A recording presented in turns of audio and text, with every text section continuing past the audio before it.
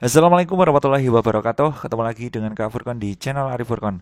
Pada video kali ini Kak Furkon kembali berbagi bocoran soal pretest PPG ya dalam jabatan atau prajabatan 2023 materi pedagogik. Bisa juga digunakan bahan belajar untuk teman-teman yang sedang mempersiapkan UP ya di bulan Juli kalau nggak salah ya. Teman-teman tetap semangat ya. Oke. Tapi sebelum Kak Furkon ke pembahasan soalnya, Kak Furkon ingatkan untuk teman-teman yang baru saja bergabung atau baru saja menemukan video di channelnya Kak Furkon, silakan ditekan tombol subscribe-nya dan nyalakan lonceng notifikasi supaya teman-teman tidak ketinggalan pada saat Kak Furkon mengupload pembahasan atau bocoran soal terbaru ya tentang pretest PPG materi pedagogik ini digunakan untuk semua mapel. Oke, langsung saja kita ke pembahasan soalnya.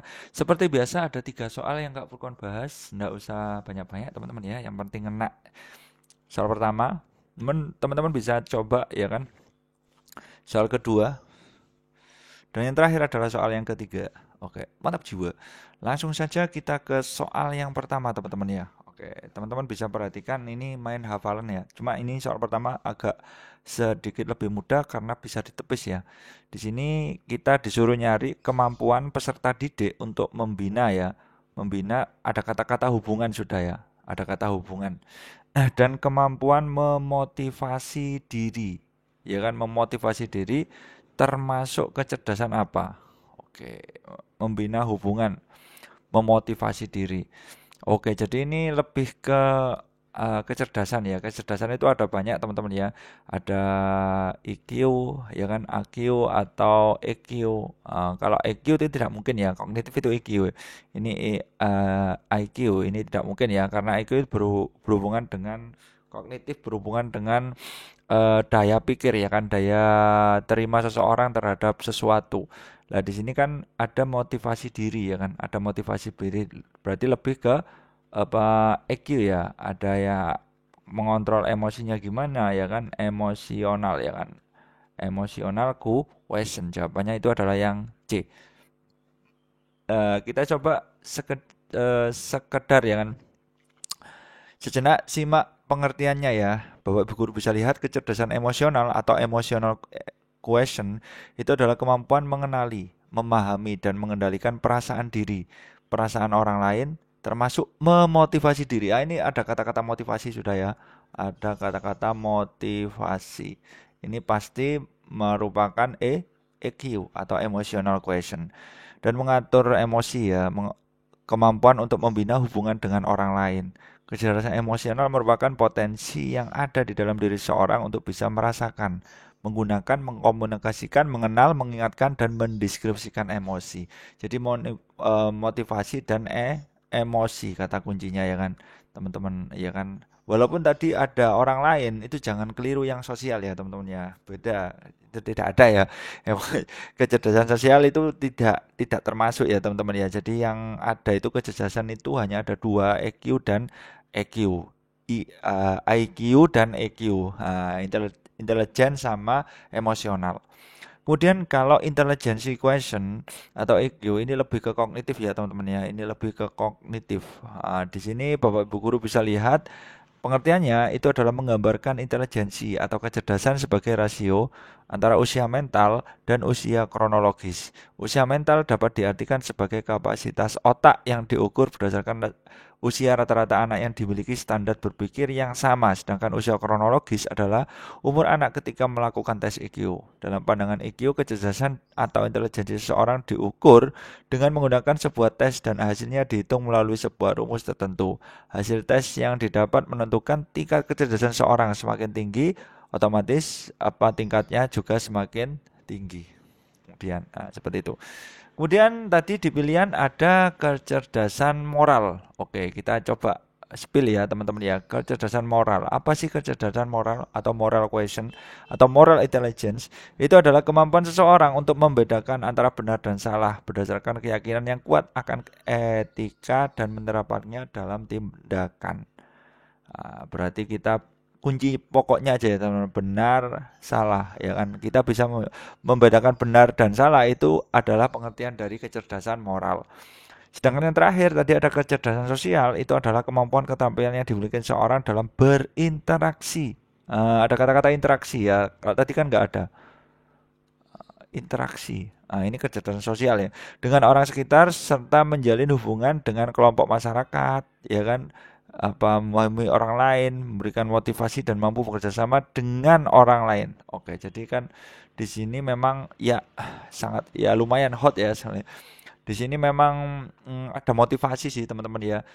Di sini juga tidak ada orang lain ya, cuma membina hubungan gitu aja dengan orang lainnya nggak ada.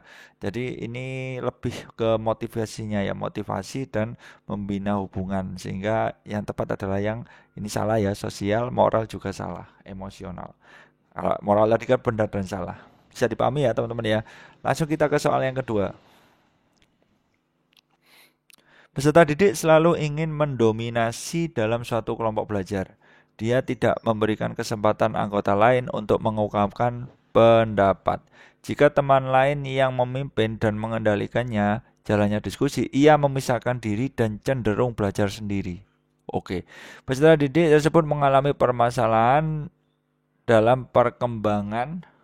Oke, di sini Bapak Ibu guru bisa lihat di sini kognitif nggak mungkin teman-teman ya karena nggak ada hubungannya dengan kecerdasan.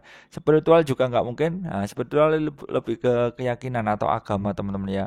Agama atau keyakinan. Nah, ini kan nggak disebutin pasti salah ya.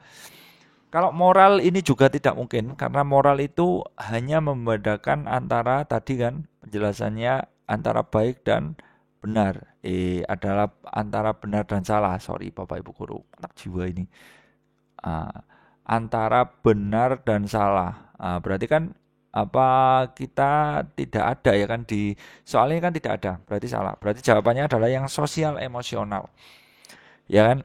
Karena di sini memang apa hubungan ya, hubungan dengan orang lain ya atau teman lain ya kan hubungan dengan orang lain. Kunci pokoknya itu seperti itu kan kerjasama ya kan kan kelompok ya kan. Dia itu ternyata nggak bisa ya kan nggak cocok atau gimana dia akhirnya memisahkan diri. Berarti dia bermasalah di sosial emosional. Jawabannya itu yang A. Mantap jiwa. Lanjut ke soal yang terakhir Bapak Ibu guru ya. Peserta didik telah memiliki moralitas benar-benar diinternalisasikan dan tidak didasarkan pada standar-standar orang lain. Oke, ini sudah tinggi ya teman-teman ya tingkatannya. Karena apa? Dia sudah memiliki moralitas. Jadi nggak mungkin nanti apa pra atau itu nggak mungkin. Ini pra konvensional ini jelas nggak mungkin kalau kita berdasarkan ilmu tepis ya teman-teman. Dia mengenal tindakan moral alternatif, menjajaki pilihan-pilihan, kemudian memutuskan berdasarkan sesuatu kode moral pribadi. Hal itu merupakan contoh perilaku moral spiritual pada tahapan apa? Berarti ini jelas salah teman-teman. Jadi ini jawabannya adalah yang tertinggi yaitu pasca teman-teman ya. Pasca ini salah, ini salah. Nah, ini kalau pra itu biasanya anak-anak ya teman-teman. Kalau itu kan sudah istilahnya sudah teguh pendirian dia ya kan tidak didasarkan pada standar orang lain. Kalau konvensional ini lebih ke remaja ya. Kata kuncinya seperti itu ada teman-teman ya. Ini baru pasca ini sudah menginjak usia dewasa sehingga dia bisa membuat prinsip-prinsip sendiri ya kan alternatif-alternatif lain. Kita coba spill penjelasannya teman-teman ya. Oke. Ini teman-teman ya. Yang pertama itu adalah tingkat prakonvensional. Ini terjadi pada anak-anak. Pokoknya kunci pokoknya seperti itu. Walaupun orang dewasa juga menunjukkan penalaran dalam tahap ini, seorang yang berada dalam prakonvensional menilai moralitas dari suatu tindakan berdasarkan konsekuensinya langsung. Jadi kalau kita berbuat, konsekuensinya ini, seperti itu. Lah, prakonvensional ini terdiri dari dua tahapan awal dalam perkembangan moral dan murni melihat diri dalam bentuk egosentris, seperti itu. Kemudian dalam tahap pertama, individu memfokuskan diri pada konsekuensi langsung dari tindakan mereka yang dirasakan sendiri. Sebagai contoh, suatu tindakan dianggap salah secara moral apabila orang yang melakukannya itu dihukum. Semakin keras hukumannya diberikan, dianggap semakin salah tindakan itu. Seperti itu. Jadi itu prakonvensional. Jadi umumnya terjadi pada anak-anak. Lah, bagaimana kalau pada tingkat konvensional itu ada terjadi pada remaja? Nah, di tahapan ini intinya moralitas dari suatu tindakan dengan membandingkannya dengan pandangan dan harapan masyarakat. Jadi masih belum ada katakanlah prinsip ya teman-teman ya. Tingkat konvensional terdiri dari tahap ketiga dan keempat dalam perkembangan moral. Nah, di sini memasuki masyarakat dan memiliki peran sosial. Individu mau menerima persetujuan atau ketidaksetujuan dari orang lain. Mereka mencoba menjadi seorang anak yang baik dan untuk memenuhi harapan tersebut karena telah mengetahui ada gunanya melakukan hal tersebut. Nah, kalau pasca jawabannya yang tadi, ini sudah memiliki alternatif-alternatif ya. Di sini kunci pokoknya adalah tingkat berprinsip. Jadi sudah memiliki prinsip ini pasca konvensional. Nah, di sini kenyataannya individu adalah entitas yang terpisah dari masyarakat kini menjadi semakin jelas. Perspektif seseorang harus dilihat sebelum perspektif masyarakat. Akibatnya, ini sering tertukar dengan perilaku konvensional. Nah, di sini dipandang sebagai pendapat atau nilai-nilai yang berbeda. Yang penting bahwa mereka dihormati dan dihargai tanpa memihak. Permasalahan yang tidak dianggap sebagai relatif, sebagai kehidupan, pilihan jangan sampai ditahan atau dihambat. Nyatanya, seperti itu. Jadi, intinya sudah memiliki prinsip ya teman-teman. Jadi, sudah tidak harus sama lah seperti itu dengan orang lain. Nah, seperti itu. Itu pasca ya teman-teman ya. Jadi, dinetralisasikan dan tidak disangka pada standar orang lain. Jadi, berprinsip istilahnya ya. Seperti itu menjajaki pilihan dan kemudian memutuskan berdasarkan suatu kode moral pribadi. Jadi sudah ada ini tingkatannya yang paling tinggi. Kalau inter ini tidak ada teman-teman ya. Oke. Oke, seperti itu dulu pembahasan soal dari Kak Furqan. Mudah-mudahan ngena ya di teman-teman dan intinya tetap semangat dan terus bersiap diri ya menghadapi tes Pretest atau UPPPG yang semakin lama semakin dekat tentunya karena persiapan itu adalah separuh dari sebuah perjuangan. Salam semangat terus dari Kak Furqan. Wassalamualaikum warahmatullahi wabarakatuh.